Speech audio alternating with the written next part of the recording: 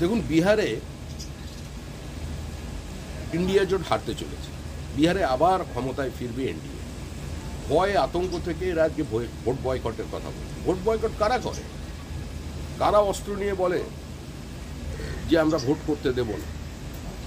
তো তাদের সঙ্গে যদি সহমত হয়, সেই মতাদর্শকে যদি মেনে নেয়, নতুন করে বলার তো কিছু নেই।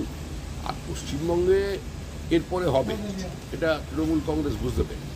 আর বিহারের যে সংখ্যা, সেই সংখ্যাকে আমার মনে হয় পশ্চিমবঙ্গ ছাপিয়ে যাবে। কারণ পশ্চিমবঙ্গ হচ্ছে বাংলাদেশি অনুপ্রবেশকারীদের ভুয়ো পরিচয়পত্র বানিয়ে দেওয়ার একটা এপিক সেন্টার, এবং সেখানে বানানোর পরে তারা ভারতবর্ষের বিভিন্ন শহরে, বিভিন্ন শিল্পাঞ্চলে ছড়িয়ে পড়ে। তো সেটাকে তো বন্ধ করা দরকার। দেশটা তো ধর্মশালা নয়।